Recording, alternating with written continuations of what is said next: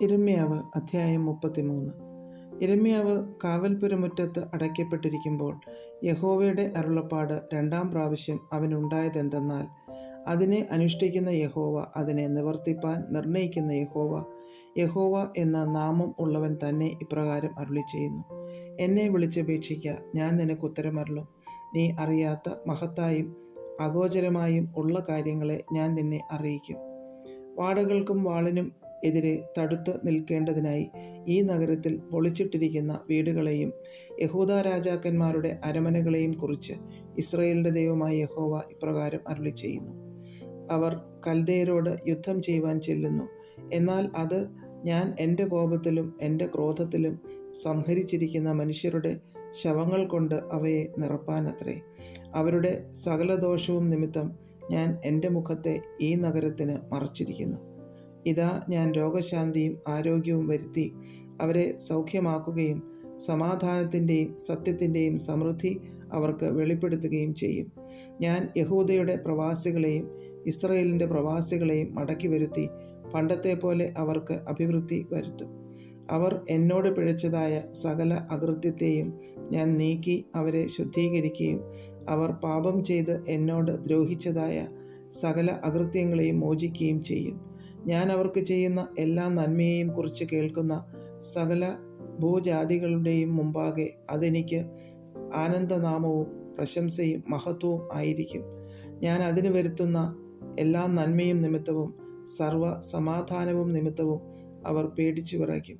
യഹോവ ഇപ്രകാരം അരുളിച്ചെയ്യുന്നു: മനുഷ്യരും മൃഗവുമില്ലാതെ ശൂന്യമായിരിക്കുന്നുവെന്ന് നിങ്ങൾ പറയുന്ന ഈ സ്ഥലത്തും യഹൂദാ പട്ടണങ്ങളിലും മനുഷ്യനോ നിവാസികളോ മൃഗമോ ഇല്ലാതെ ശൂന്യമായിരിക്കുന്ന യെരൂശലേം വീഥികളിലും ഇനിയും ആനന്ദഘോഷവും സന്തോഷധ്വനിയും മണവാളൻ്റെ സ്വരവും മണവാട്ടിയുടെ സ്വരവും സൈന്യങ്ങളുടെ യഹോവയെ സ്തുതിപ്പീൻ, യഹോവ നല്ലവനല്ലോ, അവൻ്റെ ദയ എന്നേക്കുമുള്ളത് എന്ന് പറയുന്നവരുടെ ശബ്ദവും യഹോവയുടെ ആലയത്തിൽ സ്തോത്രയാഗം കൊണ്ടുവരുന്നവരുടെ ശബ്ദവും കേൾക്കും.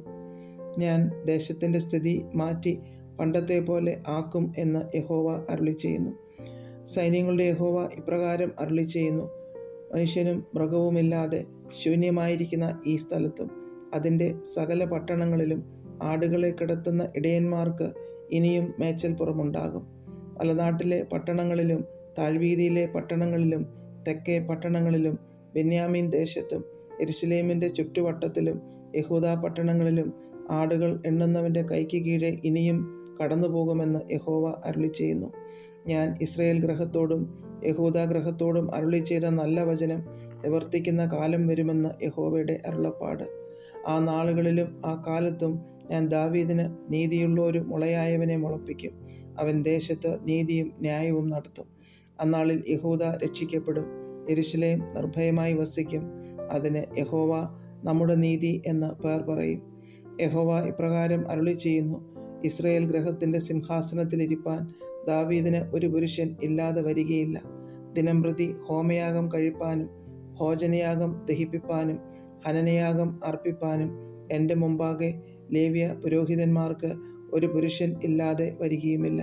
യിരെമ്യാവിന് യഹോവയുടെ അരുളപ്പാടുണ്ടായതെന്തെന്നാൽ, യഹോവ ഇപ്രകാരം അരുളിച്ചെയ്യുന്നു: തക്ക സമയത്ത് പകലും രാവും ഇല്ലാതിരിക്കത്തക്കവണ്ണം പകലിനോടുള്ള എൻ്റെ നിയമവും രാത്രിയോടുള്ള എൻ്റെ നിയമവും ദുർബലമാക്കുവാൻ നിങ്ങൾക്ക് കഴിയുമെങ്കിൽ, എൻ്റെ ദാസനായ ദാവീദിന് അവൻ്റെ സിംഹാസനത്തിൽ ഇരുന്ന് വാഴുവാൻ ഒരു മകൻ ഇല്ലാതെ വരത്തക്കവണ്ണം അവനോടും എൻ്റെ ശുശ്രൂഷകന്മാരായ ലേവ്യ പുരോഹിതന്മാരോടുമുള്ള എൻ്റെ നിയമവും ദുർബലമായി വരും.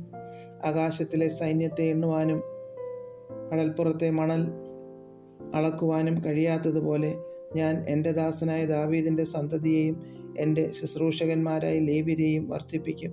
യഹോവയുടെ അരുളപ്പാട് യിരെമ്യാവിനുണ്ടായതെന്തെന്നാൽ, യഹോവ തിരഞ്ഞെടുത്തിരിക്കുന്ന 2 വംശങ്ങളെയും അവൻ തള്ളിക്കളഞ്ഞുവെന്ന് ഈ ജനം പറയുന്നത് നീ ശ്രദ്ധിക്കുന്നില്ലയോ?